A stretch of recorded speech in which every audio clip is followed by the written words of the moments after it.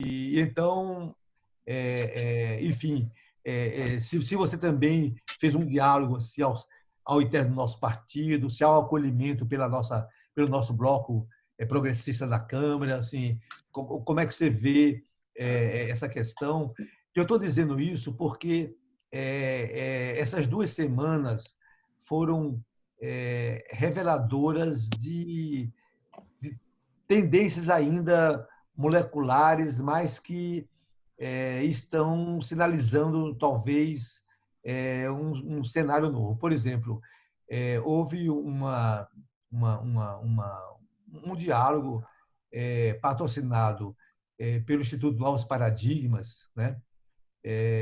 2 semanas atrás, que reuniu o Tarso Genro, o Jugman e o nosso ministro da Jobim. Defesa, o Jobim. Jobim, né? E sobre a questão dos militares, né?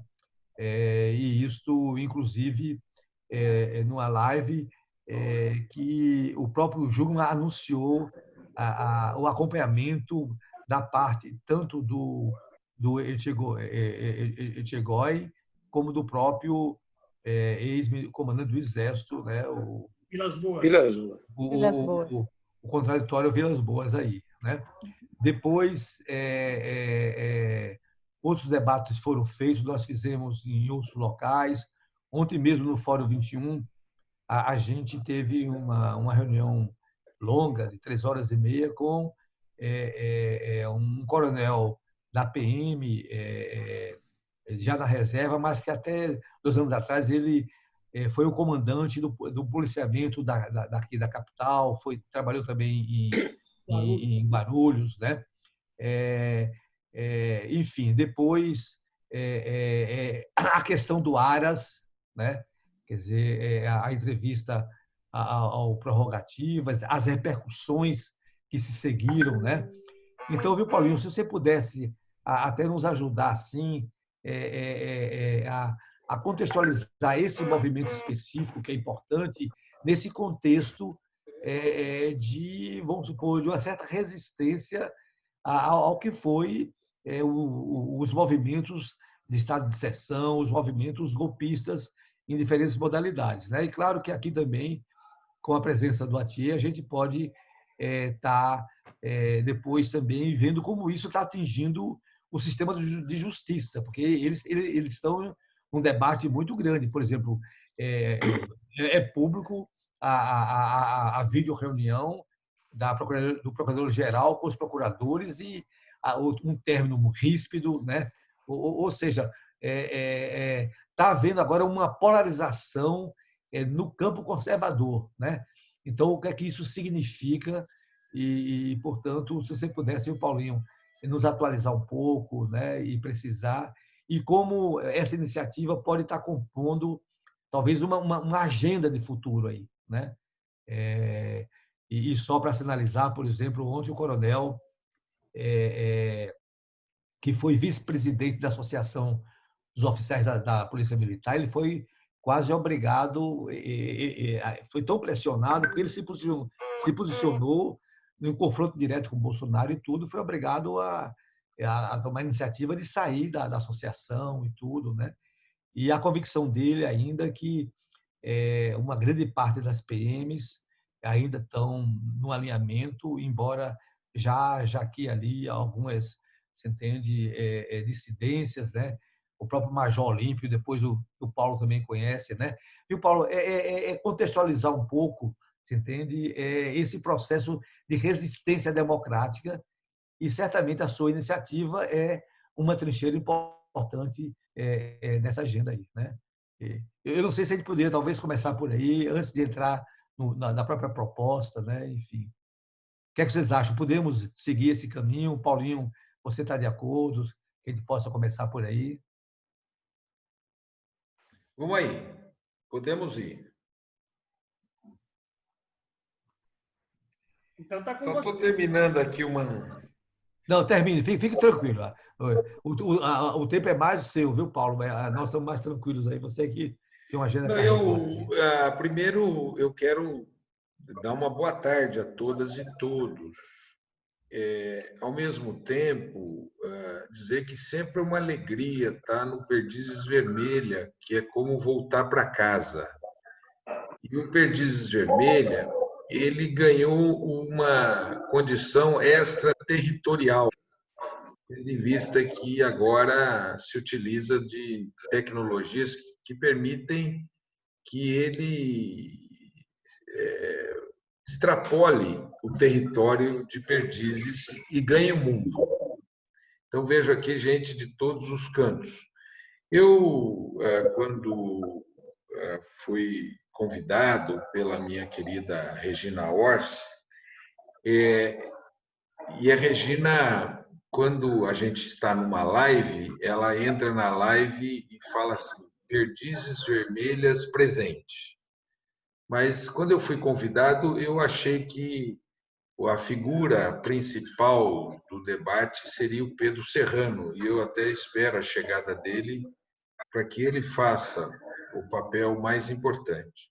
Mas eu quero começar a dizer que ele foi a pessoa que sugeriu essa lei.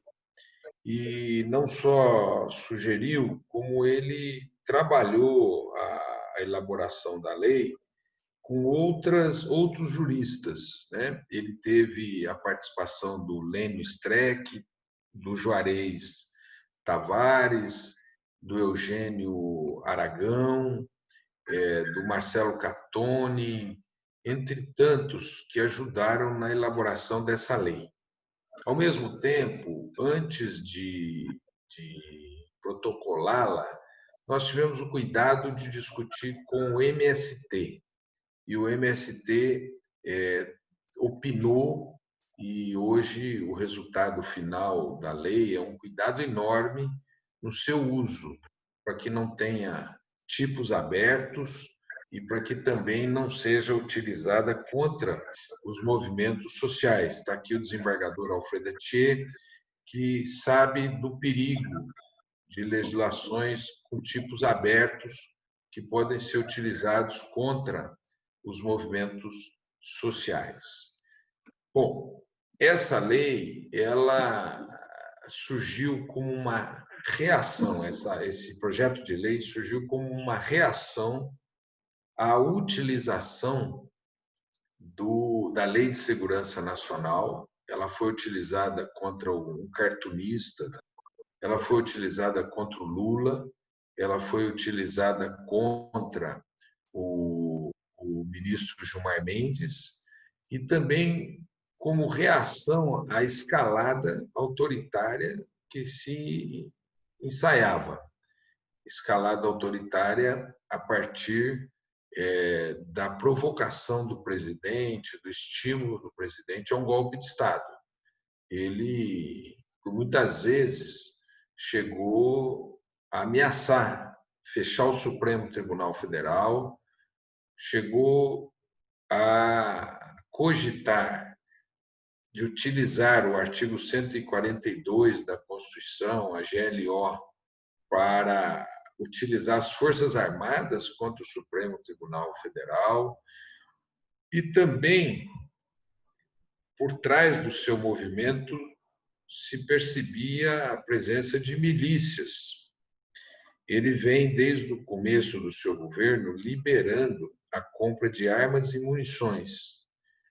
E essa compra de armas e munições tem, entre outros objetivos, armar um certo time que segue as ideias do Bolsonaro. Vocês se lembram daquela reunião ministerial? E aí eu abro um parênteses, o Requião chamou aquela reunião ministerial do Bataclan, né, da obra do Jorge Amado, que era uma casa de tolerância. E naquela reunião do Bataclan, ele falou que precisava armar, tendo em vista que havia um abuso de prefeitos e vereadores em relação ao isolamento social. Mencionou, inclusive, a prisão na cidade de Araraquara de uma mulher que se negava a utilizar máscara. e ele dizia que o povo tinha que se defender. E ele exigia que, naquele dia, que o Moro baixasse um decreto para aumentar o número de munições que podiam ser compradas. E o Moro baixou. Mesmo tendo saído depois da reunião, ele baixou um decreto ampliando fortemente a compra de munições e de armas. Assim, a ameaça foi uma ameaça concreta. Eu acho que o que impediu Bolsonaro de fazer essa sua escalada foi, de um lado, a prisão do Queiroz. A prisão do Queiroz revelou um número de relações criminosas da família, né, gravíssimas, que chegam até ele, e também há o inquérito das fake news, que foi muito questionado, porque ele foi instaurado pelo Supremo, mas que eu acho que o Supremo deu uma resposta a esse questionamento, pedindo para instaurar um inquérito de ameaça às instituições democráticas, já que Bolsonaro ameaçou fechar o Supremo, e, através desse inquérito, ele investigou uma série de empresários que estavam financiando essas milícias virtuais e também uma série de blogueiros que estavam envolvidos nessas milícias virtuais e também pessoas que chegaram a ameaçar com armas, como aquela Sarah Winter e o Roberto Jefferson. Todos eles foram investigados, estão sendo investigados pelo Supremo Tribunal Federal. Então, a prisão do Queiroz e o inquérito das fake news ou da ameaça às instituições democráticas, na minha opinião, deixaram o Bolsonaro afônico, porque ele era uma porta-voz que todos os finais de semana ameaçava o país e nos deixava em situação de profundo incômodo por essas ameaças. Nós temíamos uma escalada muito perigosa do ponto de vista de uma escalada autoritária, né? E acho que esses dois fatos, a prisão do Queiroz e o inquérito do Supremo, e uma ofensiva do Supremo, e aí eu abro um parênteses, essa ofensiva do Supremo muito tardia, vem de longe, mas eles só investigaram essa milícia digital quando a própria instituição estava ameaçada, e estava mesmo ameaçada. Alguns militares chegaram a escrever notas e tal, e acho que o nosso coletivo das Perdizes Vermelhas, ele chegou a debater essa questão militar por alguns tempos, em alguns momentos. Paulinho, Eu creio... desculpe, só anunciar a chegada do nosso querido Pedro Serrano. Que bom. Viu, Pedro? E só para contextualizar, a gente pediu ao Paulo para falar do contexto no qual a iniciativa foi tomada e também comentar os acontecimentos recentes, a posição do Aras e outros mais, né? Enfim. Então, depois você vai ser um participante aí diferenciado da nosso diálogo de hoje. Obrigado pela presença, Pedro, e desculpe, Paulinho, com você. Obrigado. Boa tarde para todo mundo. Boa tarde, Pedro. Eu estava dizendo aqui que a minha expectativa é que você fosse o debatedor principal e eu estaria aqui só como coadjuvante.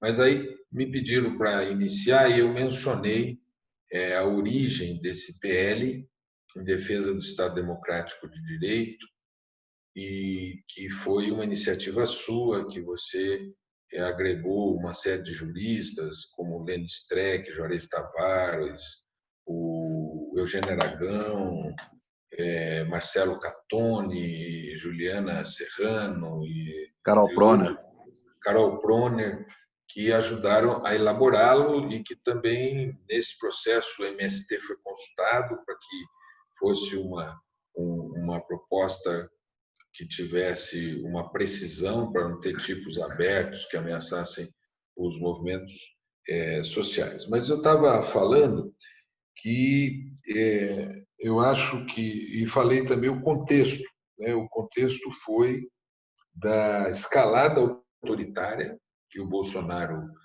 anunciou e também o contexto do uso da Lei de Segurança Nacional contra adversários, né? Bom, mas eu acho que a prisão do Queiroz e o inquérito do Supremo paralisaram, e eu acho que a prisão do Queiroz fez com que os militares dessem 2 ou 3 passos para trás, porque ali eles sabem que tem crime e que aquilo pode desmoralizar as Forças Armadas, tá certo? Bom, na minha opinião, esses 2 fatos pararam o Bolsonaro, mas não pararam de todo. Vejam, agora se descobriu no Ministério da Justiça a elaboração de dossiês contra esse movimento antifascista, que tem muitos policiais e também professores universitários, intelectuais, como Paulo Sérgio Pinheiro, Luiz Eduardo Soares, né? E que era um dossiê montado dentro do Ministério da Justiça, né? Enfim, ele é um homem perigosíssimo. Eu vou concluindo dizendo que o contexto dessa lei, esse diálogo que o Pedro suscitou, esse grupo de juristas que ele organizou, o contexto dessa lei foi um contexto de um grande perigo para o Brasil e a sua proposição requereu debatê-la.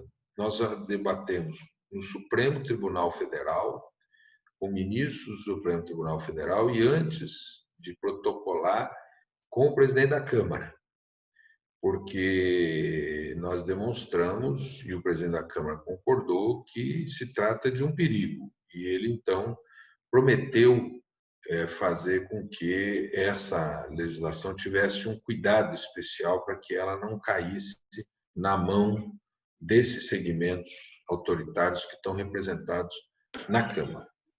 Por isso, eu termino aqui, pela chegada do Pedro, eu concluo aqui, passo a palavra para ele, para que ele possa falar da iniciativa e do seu conteúdo, já que eu, como coadjuvante, eu não posso querer aqui tomar o papel do ator principal.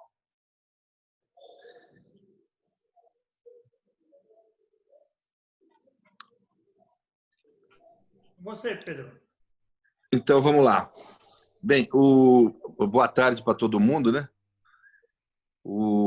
A ideia do projeto, ela é, na realidade, algo antigo aqui no Brasil, né? Já houve 2 vezes 2 debates sobre isso, mas na época logo no pós-constituinte, houve um debate sobre isso, e na década de 90, nas 2 ocasiões, juristas lançaram propostas, tal, né? Mas a realidade é que acabou se chegando àquela gambiarra brasileira, né? Não se revogou a Lei de Segurança Nacional, não se a substituiu, mas também não se utilizava dela. Quer dizer, foram pouquíssimas vezes que ela foi utilizada e desde a proclamação da Constituição de 88 não teve nenhuma condenação, nada. Quer dizer, foi usada em inquérito uma ou outra vez, assim, muito, muito raramente, né? Se cogitou. Agora, ultimamente, é que ela tem sido usada mais, aí a turma, vamos dizer, levanta o debate de novo. Mas é muito ruim, né? A gente teria que ter já feito isso há uns 30 anos atrás, aí fácil, né? E aí estamos debatendo isso agora. O método que nós utilizamos, eu passei aí para o gravado para todo mundo ver o texto, eu não preciso ficar explicando o texto, né?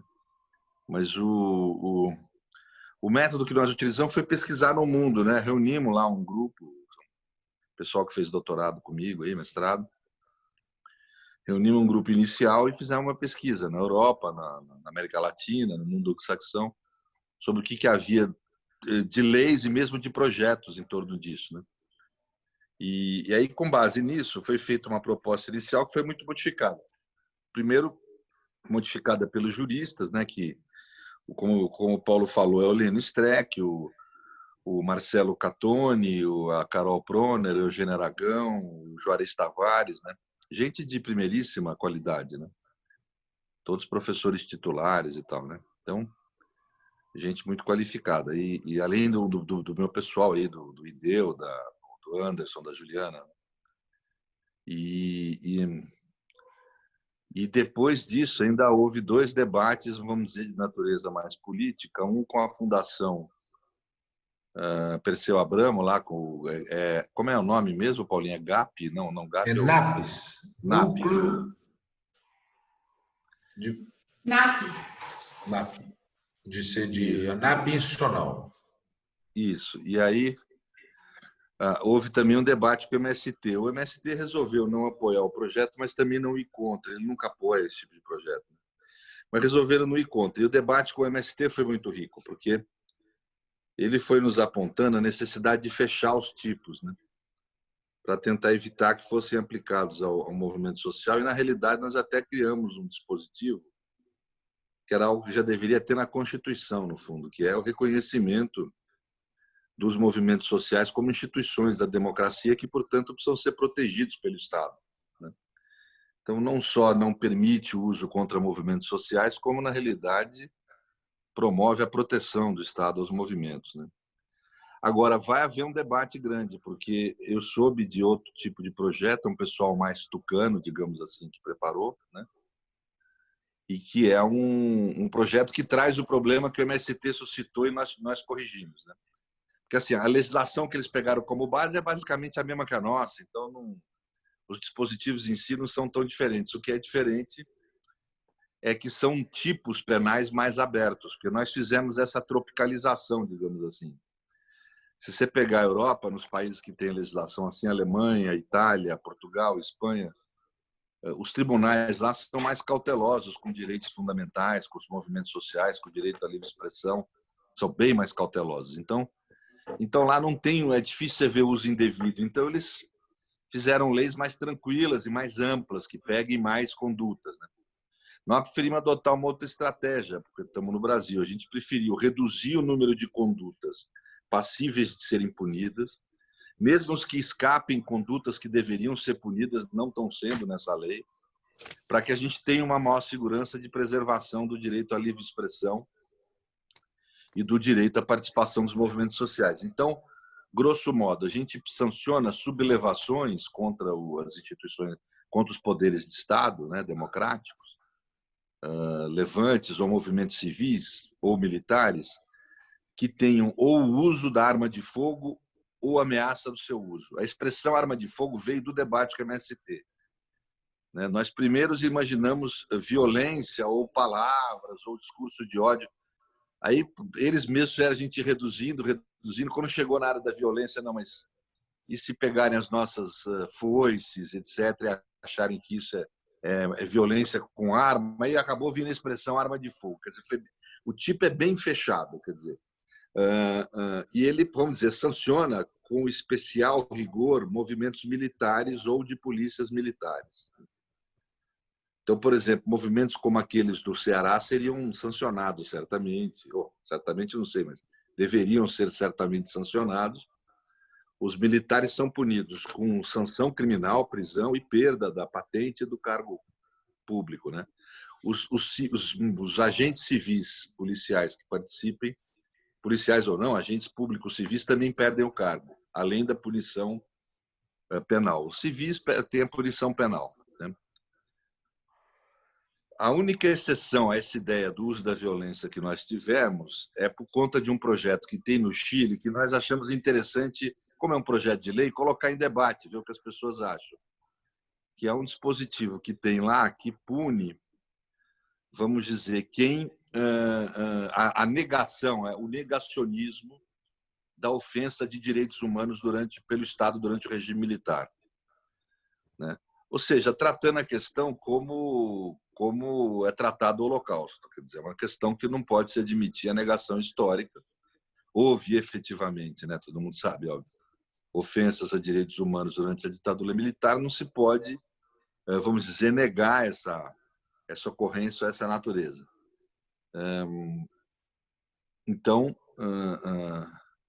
nós previmos isso. E é um projeto de lei de poucos dispositivos, exatamente para não possibilitar o mau uso também. E vocês vão verificar que são tipos penais muito fechados. Em alguns debates com o NAP, as pessoas cobraram a gente de algumas coisas que, no fundo, não tem como resolver e nem é do papel da lei. Por exemplo, defina Estado democrático de direito. Isso não é a lei que vai definir. A Constituição põe também não define. Estado democrático de direito é uma expressão que tem uma tradição na modernidade, tem um sentido, a doutrina não só jurídica, mas a própria tradição política da modernidade traz. Então, ela tem um sentido relativamente objetivo. Então, esse tipo de conceito...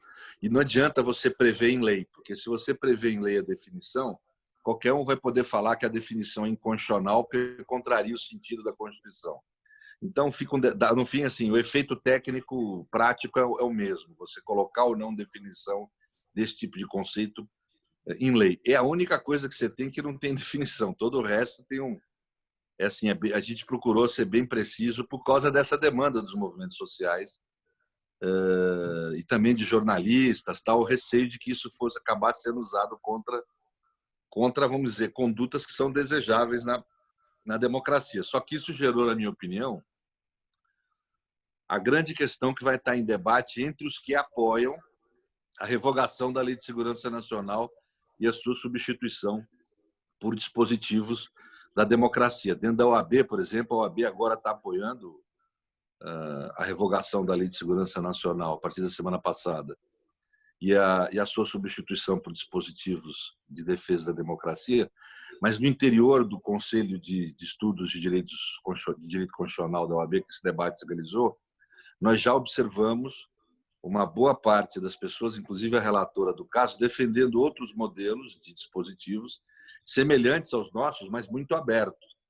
Então, é isso que vai, vamos dizer, rolar o problema de debate, eu creio, entre os que apoiam a revogação da Lei de Segurança Nacional, né? Que é a questão de você ter dispositivos mais abertos, que incluam mais condutas, né? Ou dispositivos mais fechados, né? Só para dizer, nós também incluímos a fake news, não sei, mas num sentido muito estrito, né? Então, o que eu tenho notado e sentido é esse debate que vai se dar, se você deve ter dispositivos, por exemplo, um dos ministros lá do Supremo apontou a necessidade de ter dispositivos mais abertos, né? É óbvio que ele é ministro, ele acha que tudo bem, que eles é que vão interpretar e vão interpretar bem, mas a gente sabe que não é bem assim, que na prática essas leis duram décadas e esse ministro não vai poder estar mais lá. Então, em suma, é um ônus desse debate com o movimento social, a gente tem que enfrentar essa questão E eu acho justo esse ônus, acho que deve ter mesmo, deve ter cautela com os tipos penais aí, porque tipos penais muito abertos acabam gerando mau uso, né? Eu creio que, grosso modo, é isso. A gente podia iniciar o debate, Bernardo, não sei o que você acha. O texto está aí, a gente encaminhou, vamos conversar, né? Eu acho que é melhor. E óbvio que é um texto inicial de um projeto, isso aí está sujeito a mil mudanças, certamente vai ter, se for aprovado, né? Não sei. É mais uma tentativa de aprovar, não sei se vai, né? Agora, só para lembrar, nós temos uma lei vigente, que é a Lei de Segurança Nacional, que é terrível, né? E ela não foi até agora considerada, vamos dizer, incompatível com a Constituição de 88, considerada não recepcionada pelo Supremo. Aliás, o próprio Supremo tem usado, às vezes, essa lei ultimamente. Então, é uma lei terrível. Vocês veem que está sendo processado jornalista, cartunista. Ela tem tudo de ruim, vamos dizer, que de uma lei ditatorial mesmo, até o próprio espírito dela. É uma lei que coloca o cidadão que eventualmente erra, comete um delito, como inimigo do Estado, né? O artigo 26, por exemplo, coloca o sujeito como criminoso perante a segurança nacional, inimigo da sociedade do Estado, o cara que faz uma crítica mais pesada ao presidente da República. Isso não é desejável, obviamente, numa democracia. Então, a lei que está aí é terrível, a gente precisa tirar ela, isso eu não tenho dúvida. Se for aprovado esse modelo mais tucano, é muito melhor do que essa lei de segurança nacional que está aí, possibilita muito menos uso ruim do que ela, eu não tenho dúvida. Qualquer coisa aí é avanço, né? Só que eu acho que esses tipos penais mais fechados atendem mais essa demanda do movimento organizado, que eu acho justa, e dos jornalistas também. Mas é isso. Acho que podemos conversando, né? Então, deixa eu falar duas coisas. Uma, para quem ainda não teve acesso ao projeto de lei, ele está no chat, é só entrar no chat e baixar, né? Com relação à inscrição, na parte de baixo da tela, tem ali participantes. Se clicar em participantes, vai aparecer o nome de todo mundo à direita e lá embaixo tem uma anotação, raise hand ou levante a mão, né? Eu pediria que as pessoas utilizassem isso, porque assim eu não tenho risco de perder ninguém que se inscreva. Então, mas quem quer começar a falar? Eu faria uma proposta para o nosso querido Alfredo Atier, no seguinte sentido, né? Quer dizer, ele é um desembargador, é presidente da Academia Paulista de Direito e é um militante dos direitos humanos. Quer dizer, eu acho que ele pode ajudar a nossa reflexão. Claro, é uma sugestão que eu faço, você entende? Você está com o microfone desligado, Tia. Ok. Ó, bom, boa tarde a todas e todos. Boa tarde ao Pedro, ao Paulo Teixeira. Olha, eu vou fazer um breve comentário, né? Muito breve, assim, sem qualquer pretensão de profundidade. Mas eu diria que também seria muito importante se o Paulo, eu não sei se o Paulo vai sair muito cedo, mas seria muito interessante se ele pudesse dizer qual é efetivamente a chance desse projeto tramitar e chegar a uma aprovação, se há um clima efetivamente para que uma proposta dessa tenha eficácia lá no parlamento, né? Eu acho que ele podia responder a isso, depois eu posso fazer alguns comentários, mas eu acho que isso é muito importante para a gente saber como é que está, digamos assim, o clima do Congresso, como é que está essa situação, que eu acho que é muito assim, importante para nós, né? Não sei. Alfredo,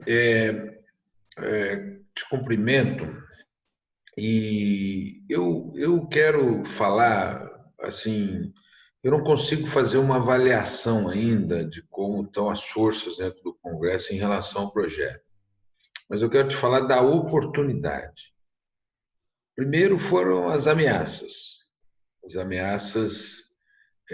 que o Bolsonaro fazia todos os finais de semana. Segundo, a insinuação de que pode ter uma milícia armada e a tentativa dele de atrair as bases das PMs e segmentos das Forças Armadas. Depois, a utilização intensa da Lei de Segurança Nacional, que chegou até utilizá-la contra um ministro do Supremo Tribunal Federal, contra um cartunista, contra o Lula, né? E por último, o fato de que ele começa a sofrer um desgaste, uma derrota. Quer dizer, há uma ofensiva contra ele e essa lei entrou no contexto dessa ofensiva. E, nesse sentido, eu quero pontuar aqui que o Pedro foi muito rápido, porque quando o Pedro propôs, que foi no meio desses fatos todos, passou a ter uma enorme importância e depois suscitou uma outra mobilização, né? Isso que ele falou da mobilização de um projeto de lei dos tucanos, o que faz com que nós tenhamos, na minha opinião, a melhor fórmula. Ela é uma fórmula mais precisa, né? Porque o duro se tivesse uma fórmula muito aberta e nós tivéssemos que fechá-la. E agora a gente parte de um texto mais preciso e vamos dialogar com um texto mais aberto. Eu, inclusive, combinado com Pedro, eu conversei com o presidente do Supremo, com o ministro Gilmar Mendes, com o ministro Lewandowski, e a partir deles eu protocolei, desse debate. Antes de protocolar, eu falei com o Rodrigo Maia. E falei, Rodrigo, você garante um bom relator? Porque o pior dos mundos é uma legislação como essa cair na mão dos adversários, né? E eles transformarem numa legislação contra nós, né? E me parece... E ele falou, não, eu te garanto. Eu não tenho condição de avaliar porque o protocolo é muito recente, né?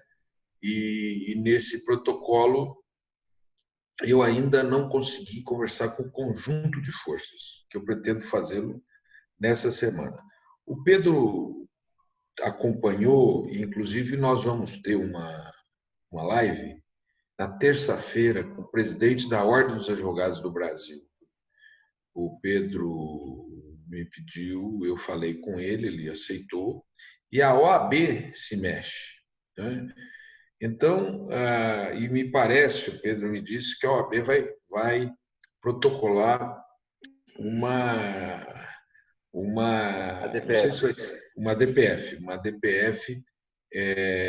porque a Lei de Segurança Nacional não foi recepcionada pela Constituição.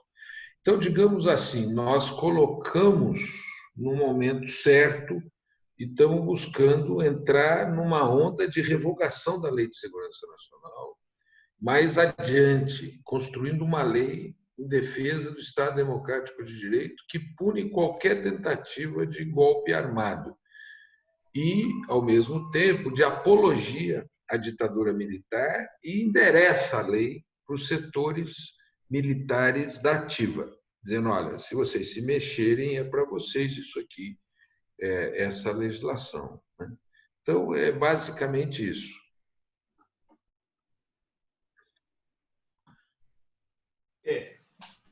Não, eu acho que é importante esse modo de atuar, eu acho que é extremamente importante. Quer dizer, primeiro, a conversa com os ministros do Supremo, a adesão da Ordem dos Advogados, né?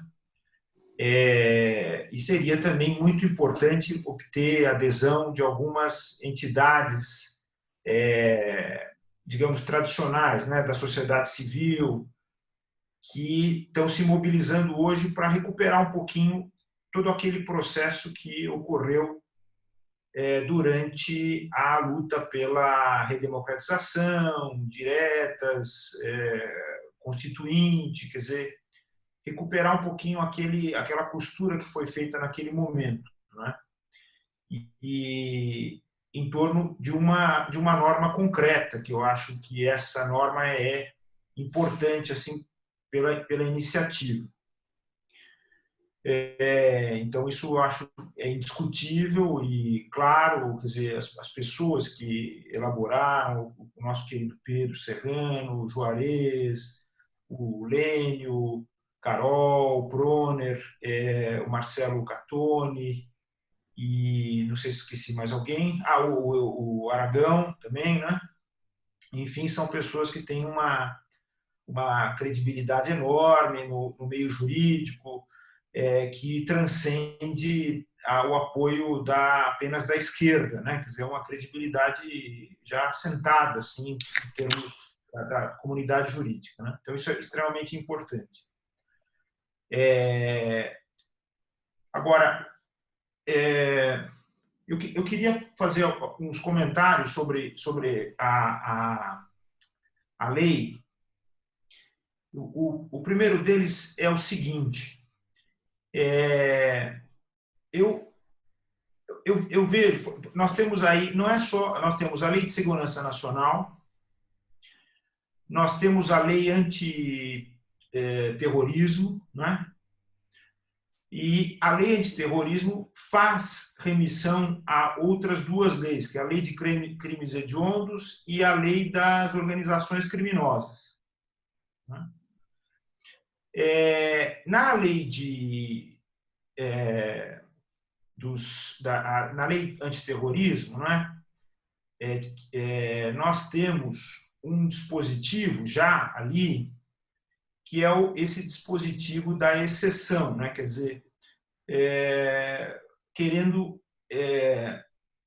sublinhar que os movimentos sociais não podem ser criminalizados, não é esse o objetivo. Lá já havia um pequeno esboço desse dispositivo, desses dois dispositivos do projeto de lei, do Paulo e do Pedro. Já havia um esboço ali de isenção desses movimentos sociais e valorização, mas no projeto de vocês, essa redação é um pouco mais assim, forte, contundente e mais precisa na defesa dos movimentos sociais. Eu diria, quer dizer, e aí é uma crítica que talvez outros juristas também possam referir, que talvez não fosse o lugar para esse dispositivo, para esses dispositivos. O lugar para esses dispositivos, evidentemente, é a Constituição, né? Ali no artigo 5º da Constituição, quando vem os incisos 16 a 21, que falam sobre associação, direito de associação, direito à liberdade de associação, a liberdade de manifestação e assim por diante, eu acho que caberia a introdução dessa categoria que é a dos movimentos sociais. Até porque, no momento em que a Constituição foi criada, os movimentos sociais não tinham a configuração que tem hoje, né? A questão dos coletivos, por exemplo. E eu acho, pessoalmente, um pouco, talvez, não sei se é muita cautela da minha parte, né? O Vicente falou sobre a minha militância nos direitos humanos e o meu diálogo sempre com o pessoal das periferias e dos coletivos, né? Negros, os povos indígenas e LGBT que mais. Eu não sei se é muito receio da minha parte, mas eu fico um pouco receoso disso estar numa disposição ordinária, que pode ser interpretada abaixo da Constituição e que pode ser também modificada, pode ser trabalhada. Por isso eu até fiz a pergunta da questão do ambiente do Congresso e assim por diante. Isso me preocupa muito, essa definição de movimentos sociais numa lei ordinária. Me preocupa porque a gente sabe que é o seguinte, veja, a gente não pode se esquecer que faz parte do rol fazem parte do rol dos direitos fundamentais da Constituição aqueles estabelecidos em tratados, em convenções internacionais. Então, eu teria, talvez um pouco, esse é um receio meu, e talvez daqueles que estão nessa área dos direitos humanos, é um receio meu dessa definição estar numa lei ordinária e estar nessa lei ordinária, né? Por exemplo, digamos, se houvesse um estatuto dos movimentos sociais que fosse incorporado à Constituição, ali no dispositivo do artigo 5º, ou que preservasse essa definição fora de uma lei que tem o intuito de descrição de tipos penais, eu acho que talvez fosse mais adequado, né? Essa é uma preocupação que eu tenho. A outra questão que eu também me preocupa é a seguinte: quando se fala em forças armadas e polícias militares, eu acho que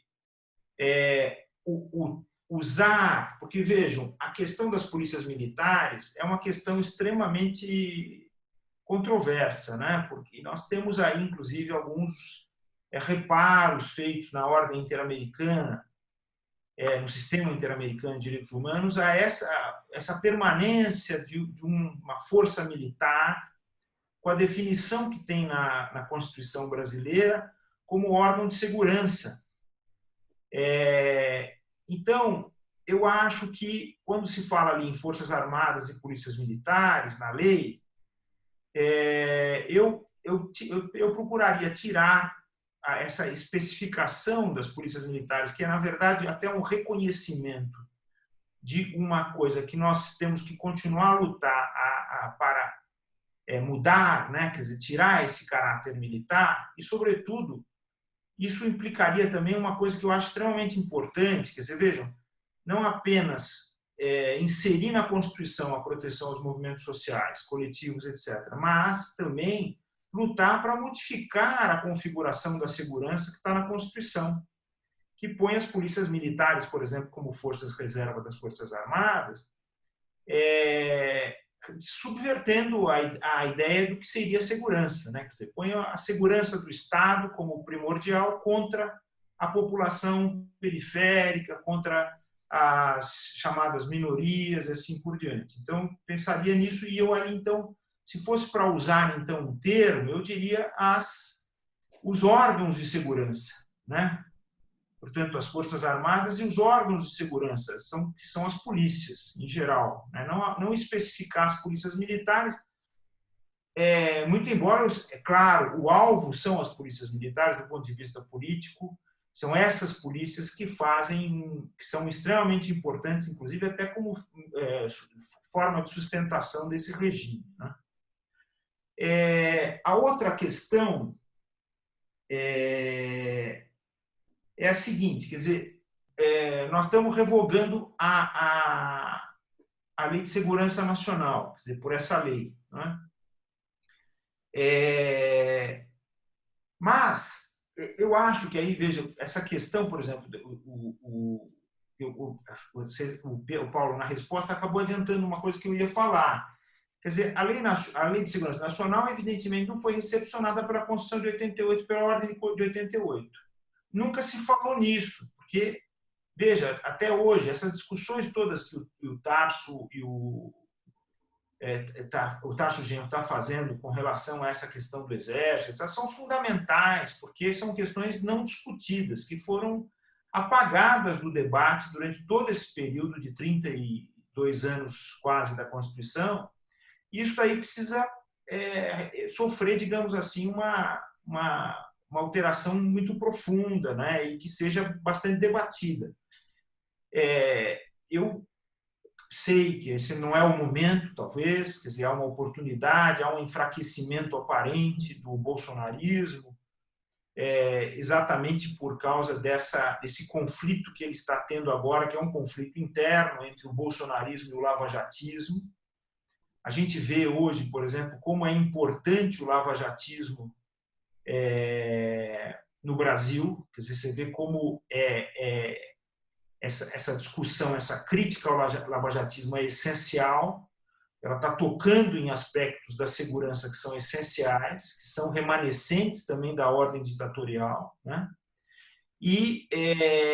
Mas quando o Vicente apontou logo no início da nossa conversa hoje que essa luta se dá entre essas duas forças e que essas duas forças se apresentam no interior da Procuradoria-Geral da República, né, como ficou claro no debate do Aras com a Procuradoria, como ficou claro antes, já quando o próprio Bolsonaro escolhe o Aras contra o desejo dos procuradores, assim por diante.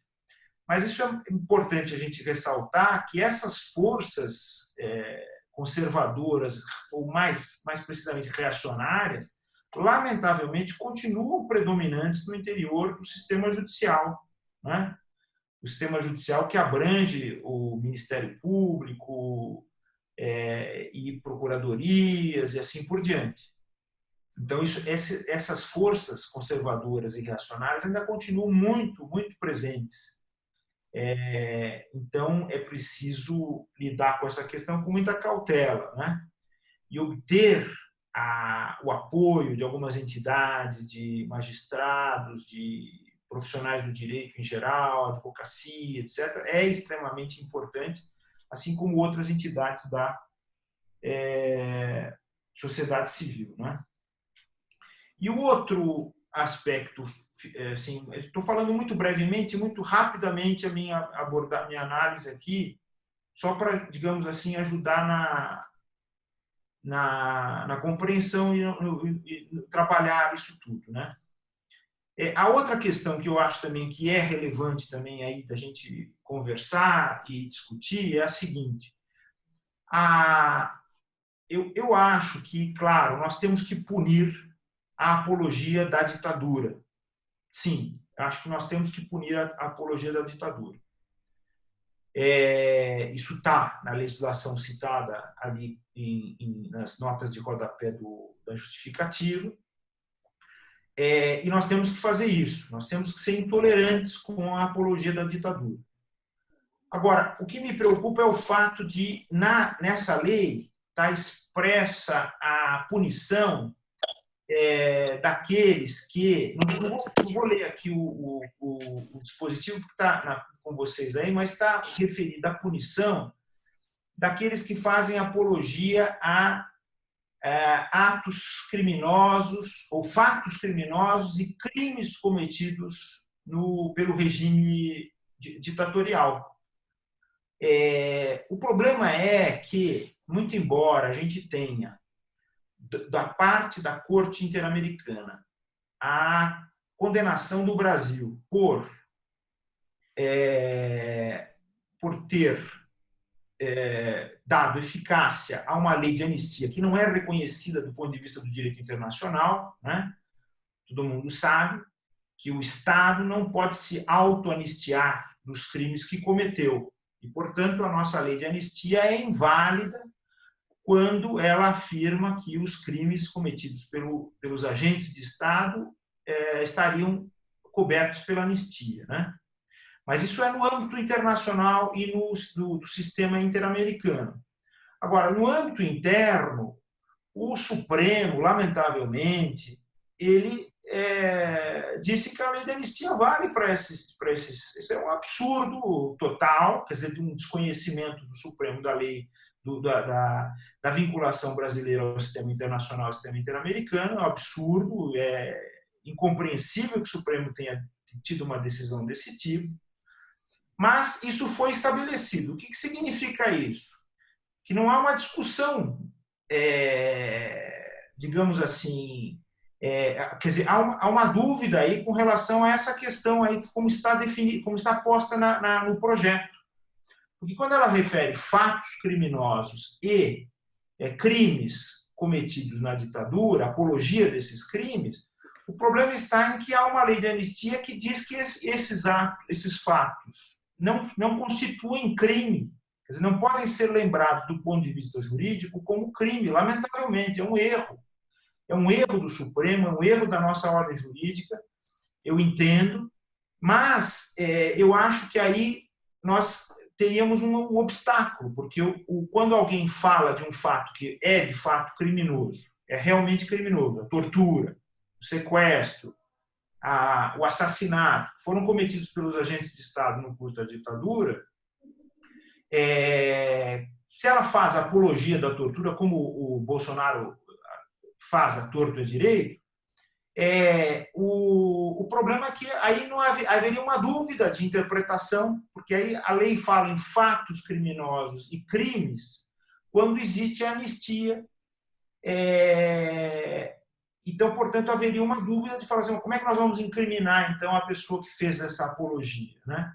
Eu acho que aí, nesse aspecto, teria que haver uma redação que referisse os atos praticados de violência, de morte, quer dizer, definir efetivamente esses atos, dizer assim, olha, a apologia desses atos, independentemente de serem considerados crimes, porque há uma lei de anistia, é punível por uma razão, claro, que é civilizacional. Quer dizer, nós estamos construindo uma civilização, o Estado de Direito, a Constituição como um todo, e em algumas partes especificamente, ela condena a ditadura, condena os atos de violência, então essa lei, digamos, seria uma decorrência dessa condenação feita pela Constituição, independentemente da existência dessa lei de anistia, que constitui esses fatos como crimes ou fatos criminosos, né?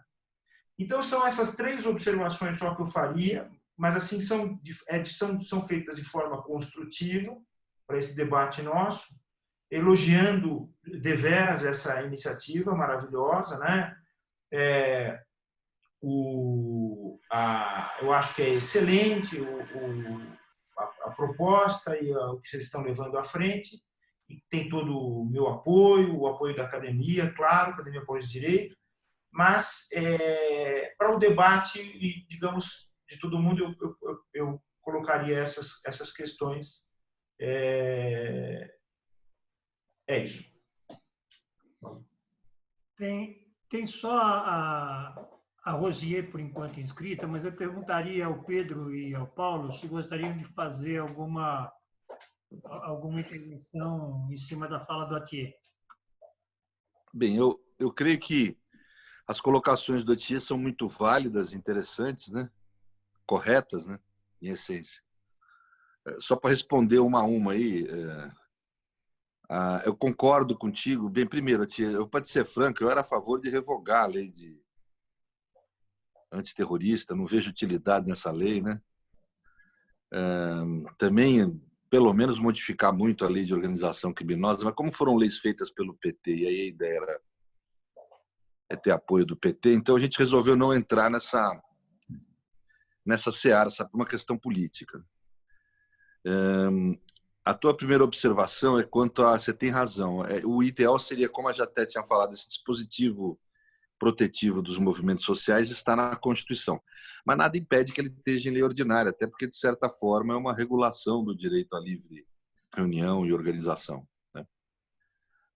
Mas o ideal seria estar na Constituição. Só que, primeiro, assim, que na debate com eles mesmos acharam que é legal porque traz o debate à luz, né? Segundo, que é o início, né? É muito mais difícil você ter quórum, você sabe, para aprovar uma emenda constitucional do que para aprovar uma lei ordinária. É o início do debate, é uma provocação. E, óbvio, também é um instrumento de negociação. Se no meio do caminho, não, mas isso aqui não dá para ter, se não tem que ter não sei o quê, a gente, obviamente, acho que retira, não é? Mas, assim, a análise de todo mundo foi de que, apesar do lugar adequado para isso estar, fosse a Constituição, nada impede que esteja na lei ordinária, e a gente acha que isso avança o debate, para algum dia conseguir o quórum necessário para colocar essa questão na Constituição, mas podemos estar errado também, tem que ver, tem que ir debatendo, né? Então, nessa questão, concordo contigo, obviamente não há como discordar com a tua colocação de fundo. A da PM já é mais complicado, pelo seguinte: o dispositivo ele pune todo mundo que tenta assim, utilizar de arma de fogo contra os poderes democráticos aí, né? Contra a democracia e a Constituição, inclusive civis, né? E os agentes públicos têm vamos dizer, a qualificadora de perder o cargo público além da sanção. Agora, há uma qualificadora especial para os militares, né? E aí por isso que a gente colocou a Polícia Militar, porque já que eles são força de reserva do Exército para a Constituição, concordo com você que tinha que ser extinta o caráter militar da polícia, mas é que nesse caso não dá para deixar de reconhecer que existe, que está aí, que é uma força auxiliar do Exército, porque você aí, veja, esse dispositivo ele é uma qualificadora que pune com mais rigor se o sujeito é militar. E aí eu não vejo sentido em, já que criar uma polícia militar, que ela tenha o tratamento mais rigoroso. E também há um fator político-fático que orientou isso, que é a demanda correta dos governadores, né, que estão com um problema, em especial os governadores do Nordeste, gente, digamos, mais alinhada conosco, mas aqui em São Paulo está ocorrendo também, a gente sabe, que está tendo dificuldade de poder botar ordem na casa em termos de fazer essas PMs se subordinarem ao poder civil, né?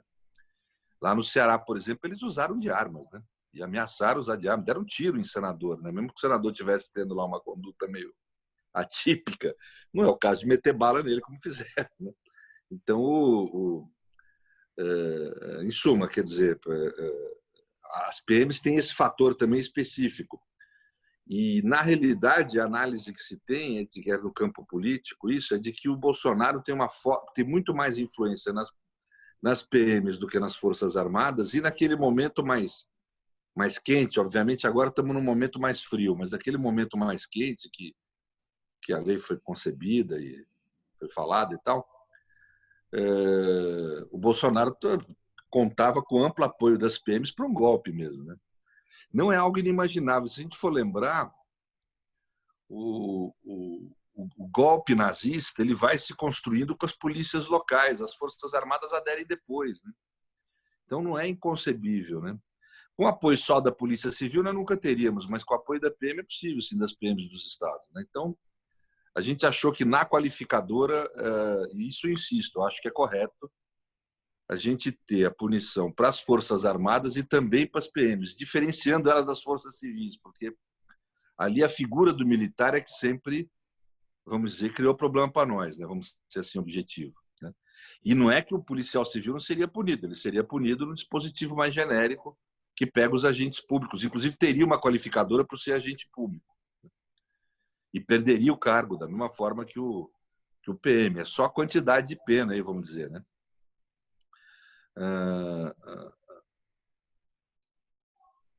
A questão de última que você coloca, que é a... Perdão, é muito boa essa última questão que você colocou. Dos direitos humanos, né? Fatos criminosos, fatos... Aí a gente pode esclarecer, podemos, se você achar que é o caso, a gente redige de novo, para tornar mais claro. Como a gente faz referência aos direitos humanos, né? Quer dizer, a ofensa aos direitos humanos, a gente achou que estava claro, mas também, por outro lado, você tem razão, não custa...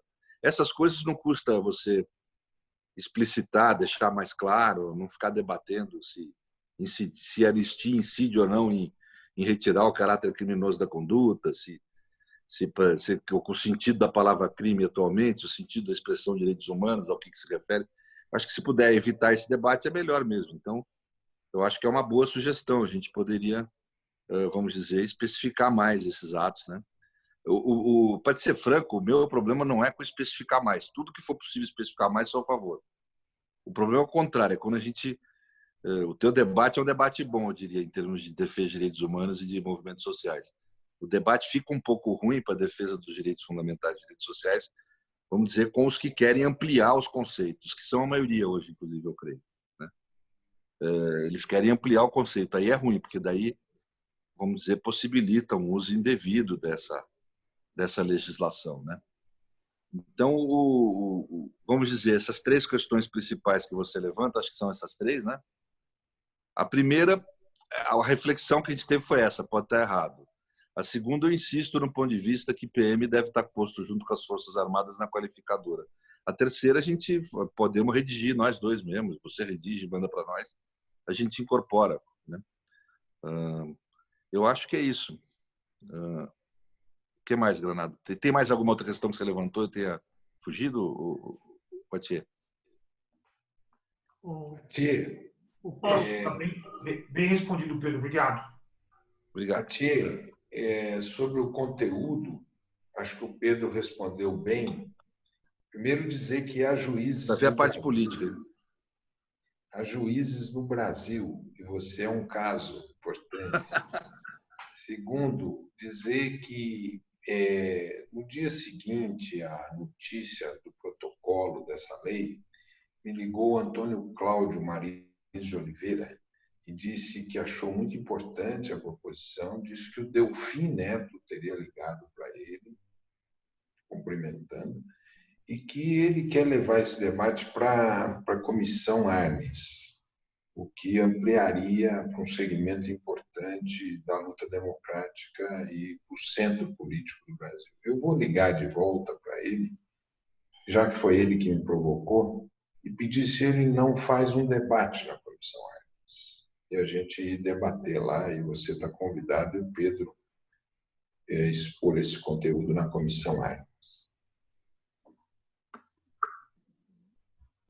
Eu fiz questão, Vicente, viu, Granado, de botar a minha orquídea atrás, porque dificilmente tem uma orquídea tão bonita. Bonita, por favor. Rosier, você está com o telefone, o microfone... Já acionei. Bom, eu confesso que sempre quando eu vejo uma lei penal, sempre fico arrepiada, porque eu costumo brincar, eu falo que eu venho do crime, né? Minha formação sempre foi no crime. Então, sempre quando a gente pensa em novos tipos penais, é sempre um susto e uma preocupação.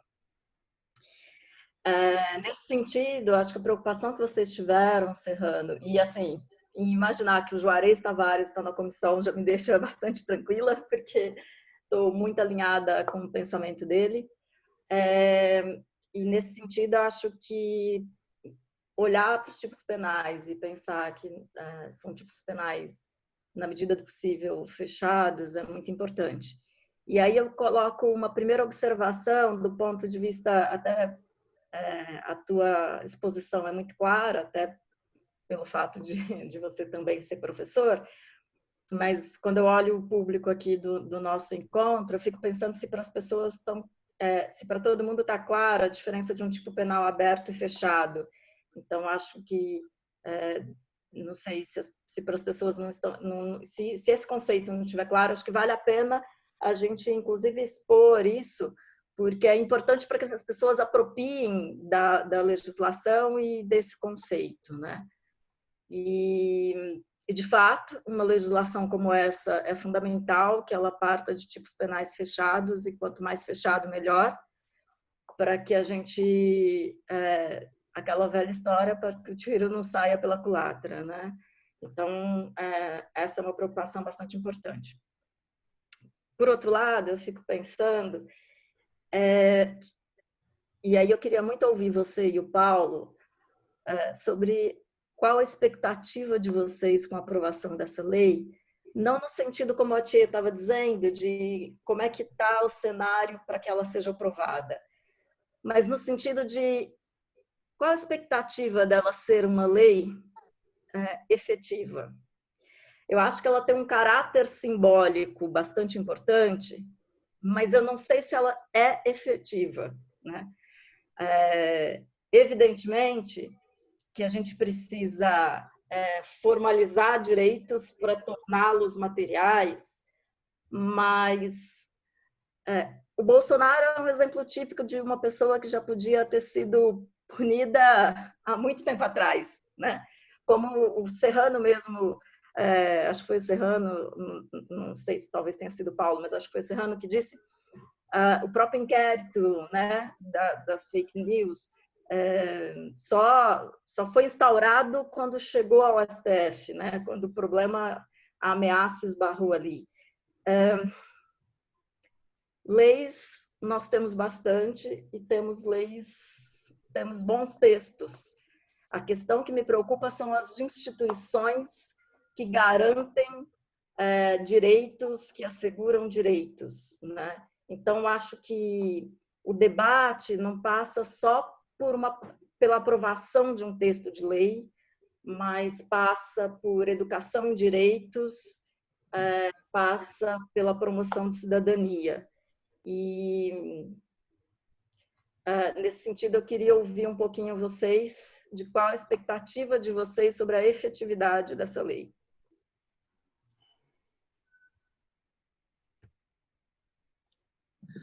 Bem, isso é difícil prever, né? Quer dizer, o que a gente tem que ver é o que a gente tem hoje. Hoje nós temos uma lei de segurança nacional com um monte de dispositivos, eu me lembro aqui mais de 30, abertos, e que estão sendo usados contra... Já tem 2 jornalistas, um cartunista e um ministro do Supremo.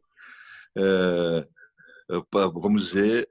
Pedro, posso te interromper só um pouquinho? Mas claro. Mesmo a lei de segurança nacional, ela poderia ter sido utilizada contra o Bolsonaro, porque no primeiro tipo dela é a ameaça ao Estado democrático de direito.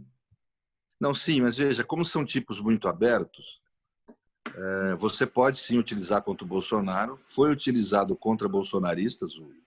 O inquérito da lei de fake news, que é para mim um dos defeitos desse inquérito, ele traz não só tipos penais comuns, mas como tipos, pelo menos o Alexandre apontou lá, tipos previstos na Lei de Segurança Nacional.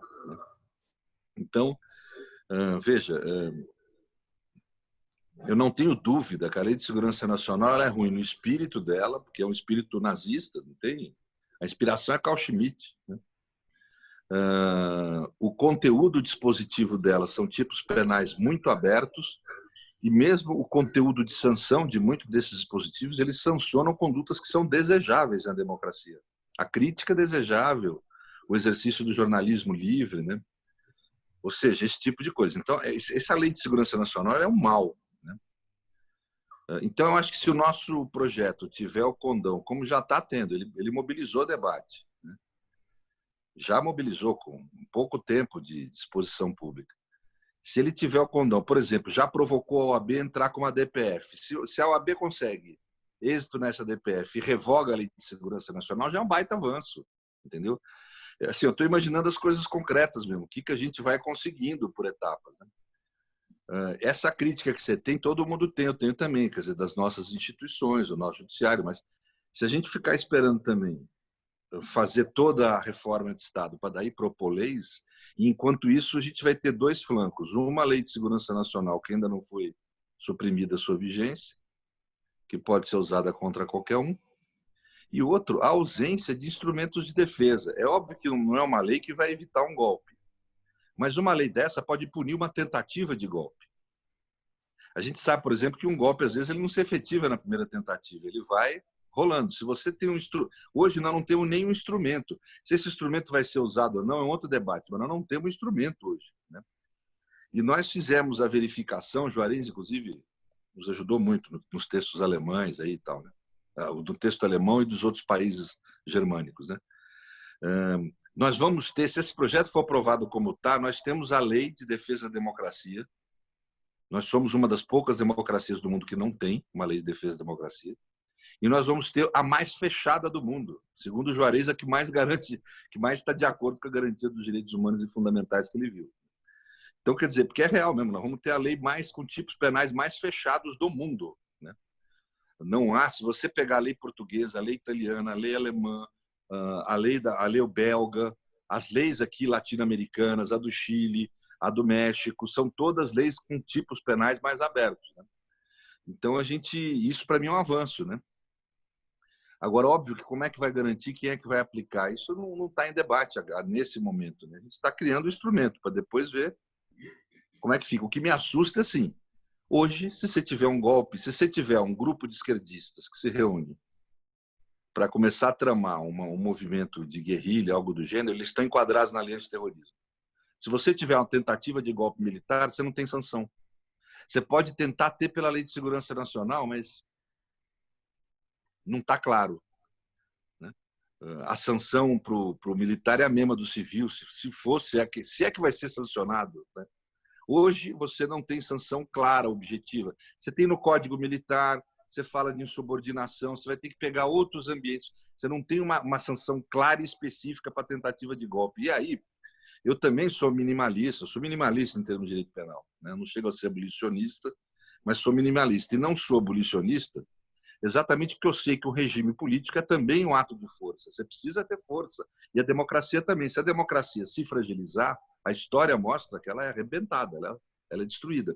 Então, nós precisamos ter leis de força em favor da democracia. Isso nós não estamos inventando a roda, não. Isso aí toda democracia do mundo tem, né? Pra você ter uma ideia, na Alemanha tem uma polícia especial para isso. Eles criaram a Lei de Defesa da Constituição, que é como eles chamam lá, né? E criaram uma espécie de uma BIM, ou um SNI, ou uma Polícia Federal específica para isso, né? E isso foi copiado em vários países germânicos ali, de influência germânica, Áustria, etc. Então você tem uma polícia, inclusive, específica. Nós, não, óbvio que não chegamos nem perto disso, nem a intenção. Até porque lá eles tiveram o problema do nazismo, nós tivemos uma ditadura aqui, fica menosprezando. Mas é isso, quer dizer, então Essa questão, assim, acho que está corretíssimo o que você falou da aplicação, mas eu não vejo como resolver isso agora por lei. É uma reflexão mais profunda e que a gente demanda uma mobilização política maior. O que eu acho que não dá é para deixar sem resposta isso que está acontecendo no Brasil. Jornalista indiciado, 2, um cartunista, um ministro do Supremo. Isso não dá para ficar sem resposta. E acho que essa lei, em termos de eficácia, se ela não, eu não sei se ela consegue ser aprovada. O Paulo é mais otimista até do que eu nisso aí, né? Eu não sei se consegue ser aprovada algo assim. Mas ela está estimulando ao ponto de já ter estimulado a propositura de uma DPF. Inclusive, os nossos estudos estão sendo usados lá para elaborar a tal da petição, né? E se vingar essa DPF, já é um avanço. Se tirar essa Lei de Segurança Nacional, para mim, já é bom, né? Já é um avanço, né? Então, eu acho que é muito difícil discutir a eficácia de uma lei quando você está propondo um projeto, né? Ainda mais nesse país aqui, não sei. Eu, sinceramente, não sei o que responder. Assim. Eu me alio, acho que nós temos um sistema ruim. Agora, eu não vejo nisso, só queria insistir nisso, porque eu tenho ouvido muito essa crítica. Eu não vejo nisso motivo para não fazer nada. Nós estamos num país de merda, o Estado é ruim, o Judiciário é uma porcaria, então não vamos fazer nada. Vamos ficar aqui no sofá, só dando a nossa opinião analítica, né? Outro dia eu estava no Panunzio, eles colocaram uma coisa interessante. E está vendo um monte de análise, mas ninguém propondo nada. Então, acho que assim, nós estamos com uma proposta. É ruim, é defeituosa, é isso, é aquilo, mas tem uma proposta clara nesse tema, que é um tema específico, né? E eu acho que mais, eu acho que inclusive o NAP, eu fiquei impressionado lá com a Fundação Perseu Abramo, o trabalho bom que eles estão fazendo. Eles estão construindo proposta para o Estado brasileiro. Tudo isso que a gente está tratando aqui, eles estão lá com proposta de reforma do judiciário, ou seja, é isso que tem que fazer, nós temos que apontar a proposta, não adianta ficar falando, não funciona. Então tá, então como é que funciona? Serrano, que proposta que a esquerda tem? Né? É exatamente como acho que o Paulo tinha mencionado, é você aproveitar o debate de uma legislação para fazer um debate com as instituições sobre o papel das instituições. Eu acho que isso pode ser uma oportunidade mesmo, né? Mas também, eu não sei, eu sou tão pessimista nisso, viu? Que eu acho que o problema é quem nas instituições tem ouvido também. Eu não sei se você tem observado a reação desses juízes e desses procuradores a qualquer crítica, nem crítica pessoal, que isso as pessoas até evitam, né? Mas crítica a decisões e a condutas é uma reação bruta, assim, sabe? Um troço persecutório, autoritário, né? Mas eu acho que, assim, quem tiver ouvido nas instituições, essa lei é uma oportunidade. Para quem tiver, acho que é uma oportunidade. Quer falar alguma coisa, Paulo? Não está escrito Vicente. Quer falar, Paulinho? Acho que ele deu uma saidinha ali, ó. Então eu falo. No começo da nossa conversa, né, o Atier indagou ao Paulo, né, sobre a viabilidade da iniciativa, né? E o Paulo respondeu, né, na sequência, por uma outra consideração, que era a oportunidade da iniciativa, né? E eu quero acrescentar uma terceira dimensão, a necessidade da iniciativa, né? E não é um jogo de palavras, compreende? Porque, veja, faço parte de um partido político que teve na condição do Estado brasileiro num período significativo. E nós não enfrentamos, por exemplo, o tema da eliminação da Lei de Segurança Nacional, né? E nós também sancionamos a lei antiterrorista, né? E tudo eu poderia explicar na lógica das oportunidades, né? Não era oportuno, né? Entende? Por isso, introduzir o critério da necessidade, né? Eu acho que é uma coisa importante, porque nós estamos, na minha leitura, vivendo um momento muito singular do nosso país, da humanidade, que é a sua encruzilhada. Nós estamos numa encruzilhada. E temos de fazer as nossas apostas. Quer dizer, umas apostas não só na conjuntura, mas apostas que sejam portadoras de futuro, né? Então, eu queria muito valorizar essa terceira dimensão, além da viabilidade, da oportunidade, da necessidade, né? Porque você utilizar quer dizer, para a defesa do Estado Democrático de Direito, a Lei de Segurança Nacional, isso é uma contradição política, se entende, inaceitável para quem tem compromisso com um projeto de civilização e de futuro, né? Então, é mais esse sentido que eu queria trazer, né? E por isso, nós temos de explicar bastante, né? Primeiro, da necessidade de termos instrumentos de defesa da democracia, do Estado de Direito, né?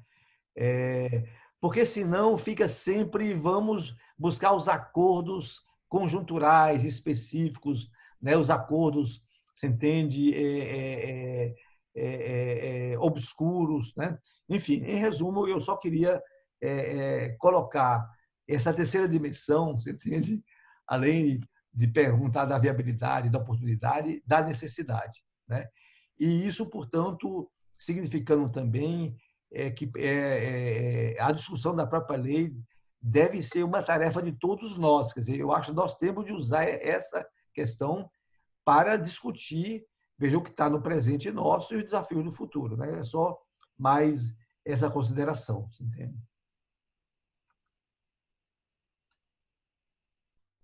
Não tem ninguém inscrito.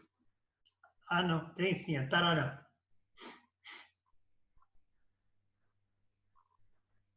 Pronto, liguei meu microfone aqui. Então, é só uma pergunta. Não vou nem discutir oportunidade, eu acho que é muito oportuna essa iniciativa, né? E importante para todos nós. Eu digo isso até como anistiado e tudo mais. Agora, a CNBB, ela tem assumido umas posturas muito interessantes, eu acho, né? Avançadas até, né? Tem a Laudato Si, do Papa Francisco e tudo mais. A CNBB foi procurada, eu acho que eles seriam um aliado bem interessante para essa questão, né? E eles estão com essa discussão lá, né? É isso, é uma pergunta. Mais alguém? Então, estou devolvendo a bola para o Pedro e para o Paulo. Essa questão da CNBB, eu concordo totalmente. Eu acho que era legal o Paulo que está coordenando as ações políticas, né? Ele é a fundação lá, né? Então, eles podem... Agora, eu só queria destacar uma coisa, Grando.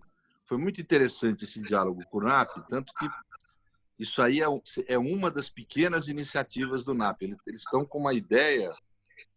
Eu até participei de 2 grandes debates lá, de sistema judiciário e de... Eu peguei carona nos debates. Acabei palpitando lá, e de serviço público, estrutura de serviço público. Eles estão com uma proposta de formular eu achei muito interessante, que não é só aquilo que é prático ou que é oportuno, como falou o Vicente, eles estão tentando formular uma proposta do desejo qual que é o projeto de Estado que a gente tem, sendo executável ou não, né? Então, achei muito interessante. Essa lei é um aspecto muito pequeno de tudo isso, né? Mas o Paulo acho que pode responder essa questão aí, eu acho que é bem pertinente aí. Aparentemente, o Paulo está ausente, porque ele, inclusive, não está com o microfone disponível. Tá ok. Ele tinha problema de horário, ele tinha limite. Então, não sei se ele já saiu, se ele vai voltar. Ele está na tela, mas está sem microfone e sem imagem. Bem, eu também tenho um problema de horário, Granado. Sim. Mas é isso. Hoje eu não tive um dia bom, não. Olha, eu acho que a gente já pode ir para o encerramento, porque fizemos uma discussão muito... Tem uma inscrição. Ótimo. O Cláudio, liga o microfone. Eu só queria reforçar aquilo que numa das intervenções foi dito, de que na hora que essas discussões, vamos chamar assim, de mais macro, né, tiverem feitas, com essas sugestões de de alterações, a sugestão do Tararã com relação à CNBB eu acho importantíssimo, mas depois que isso tiver, vamos dizer assim, fechado, já que já existe a proposta, né, protocolada, eu acho que existe uma série de coletivos que deveriam ser proposto, que a gente poderia entrar em contato para poder apoiar, né, a esse projeto, né? Eu, por exemplo, faço parte lá dos auditores fiscais para a democracia, e existem vários outros aí que poderiam estar se mobilizando no sentido, sei lá, acho que precisaria formalizar um pouco isso, né, para que fosse uma adesão formal, né, tem um comitê em defesa do Estado Democrático de Direito lá o núcleo é em Porto Alegre, mas enfim, existe uma série de coletivos que poderiam estar apoiando essa iniciativa, só como sugestão, mas precisaria ser alguma coisa formal, partindo talvez do Paulo Teixeira, não sei, precisaria pensar um pouquinho, mas enfim, é de trabalhar nessa linha. Não tem ninguém inscrito. Paulo, você quer falar alguma coisa? Perdão, eu tive um pequeno problema no meu áudio aqui, que eu tive até que mudar de aparelho, mas inicialmente eu quero saudar essa reunião, agradecer as contribuições e pedir se vocês puderem criar situações para expandir esse debate, para ampliá-lo, né, em fóruns que possam incidir na discussão nacional. Então, eu aceito todos as pontes que vocês fizerem, e aí eu vou pedir para o Pedro, para os demais juristas participarem conosco. Então, esse é o pedido que eu quero fazer, agradecer as contribuições. Eu acho que o Pedro pediu para o Atier oferecê-las, né? E então são essas as minhas considerações. Agradecer a participação aqui nesse evento. Eu tenho agora às 8h40, tenho outro. Parabenizar a nossa Perdiz Vermelha. Viu, Paulo? E também é o Instituto Amissur. Perdiz Vermelha é uma das vertentes. O grande caudal aí é o Instituto, assim, só para... É uma universalidade maior, mas muito obrigado a você. Né? Vicente. Vicente, tem Paulo, que isso aqui é um grupo de coletivos, não só Perdiz Vermelha. Aqui tem os Red Coroas, tem pessoas que a gente está agregando. Então, é mais... Deixa eu só perguntar uma coisa para o Serrano e para o Paulo, rapidinho. Vocês têm tido diálogo com o IBCCRIM, com a Rede de Justiça Criminal também? Eu não, mas eu vou propor para que nós façamos.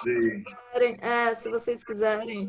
Bom, o próprio Juarez Tavares é muito alinhado com todo mundo, mas se vocês quiserem, eu posso tentar colocar alguém em contato. Seria legal. Paulo. Seria bom, seria legal se você pudesse promover esse debate. Tá certo. Eu peço para alguém do teu gabinete, tento fazer a ponte com alguém do teu gabinete. Acho que tá aí a Regina Orsi, né? A Regina podia ser essa ponte. Eu quero agradecer a todos vocês, agradecer ao Pedro. Eu e o Pedro estaremos num diálogo com o presidente da Ordem essa semana, estaremos também numa live com jornalista, com Panúzio na quinta-feira, e eu queria convidá-los a ingressarem nesse debate, ampliá-lo, criticá-lo, aperfeiçoá-lo e ajudá-lo na sua construção. Obrigado a todos e todas. Obrigado, Pedro. Obrigado, Vicente. Obrigado, Paulo. Obrigado por todo o apoio. Obrigado, gente. Eu vou indo embora também. Muito obrigado pela oportunidade de participar.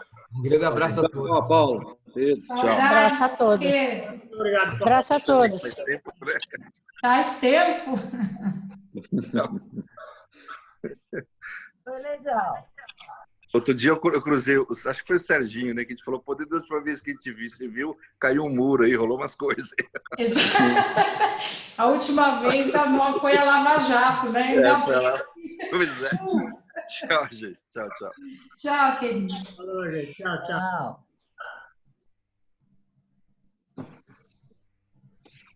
Granado, qual vai ser a próxima? A próxima é essa, do domingo que vem, estava marcado. Qual vai ser a próxima? José Dirceu, próximo. Tchau, pessoal. Tchau. Tchau, Tchê. Boa noite a todos. Falou, Boa noite. Eu passo o comunicado para todo mundo sobre a continuação. Falou, grande Boa noite para todos. Tchau, boa noite para todos. Tchau, gente. Boa noite. Boa noite.